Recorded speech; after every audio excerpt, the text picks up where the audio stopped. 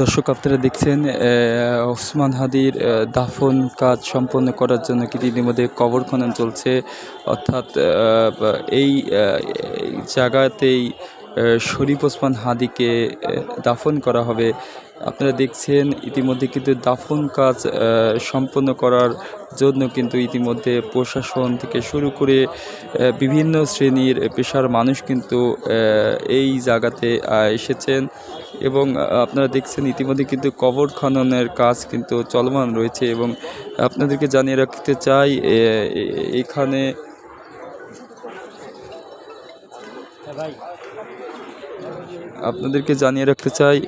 এই ঢাকা বিশ্ববিদ্যালয় কেন্দ্রীয় মসজিদের পাশে যেখানে বিদ্রোহী কবি কাজী নজরুল ইসলাম সমাহিত করা হয়েছিল, তার পাশে কিন্তু তাকে দাফন করা হবে। এবং আপনারা জানেন যে ভারতের আগ্রাসন বিরোধী সর্বোচ্চ প্রতিবাদী কণ্ঠস্বর শরীফ ওসমান হাদিকে একদল সন্ত্রাসী কিন্তু তাকে রাজধানী বিজয়নগর থেকে তাকে গুলিবিদ্ধ করায় এবং পরবর্তীতে তাকে উন্নত চিকিৎসার জন্য রাজধানী এভারকেয়ার হসপিটাল থেকে পরবর্তীতে বিদেশে নেওয়া হয় এবং বিদেশে কর্তৃপক্ষ চিকিৎসক তাকে মৃত ঘোষণা করে। গত শুক্রবারে তাকে বাংলাদেশে আনা হয় এবং ইতিমধ্যে দেশের প্রতিটা অঞ্চলে কিন্তু শরীফ ওসমান হাদির উপর যে ন্যাক্কারজনক হত্যাকাণ্ড সংঘটিত হয়েছে, যার ফলে কিন্তু প্রতিবাদ এবং স্লোগানে কিন্তু মুখরিত হয়ে যায় দেশের প্রত্যেকটা আনাচে কানাচে। আপনারা জানেন ঢাকা বিশ্ববিদ্যালয় কিন্তু ইতিমধ্যে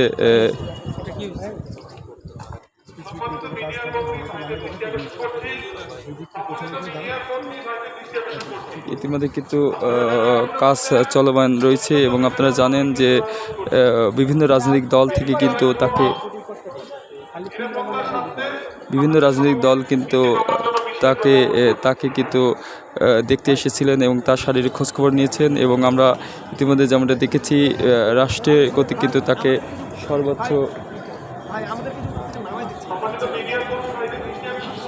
সর্বোচ্চ সহযোগিতা করেছে। যেমনটা বলেছেন যে তিনি কিন্তু ইতিমধ্যে ইনকলাব মঞ্চের মুখপাত্র হিসাবে দীর্ঘদিন দায়িত্ব পালন করেছেন এবং একটি অরাজনৈতিক সংগঠন হিসাবে ঢাকা ৮ আসন থেকে নির্বাচন করার প্রত্যয় ব্যক্ত করেছিলেন। পরবর্তীতে তার জনপ্রিয়তা এতটাই বেড়ে গিয়েছিল যে সাধারণ মানুষ কিন্তু তার নির্বাচনী প্রচারণায় রাস্তায় নেমে এসেছিলেন।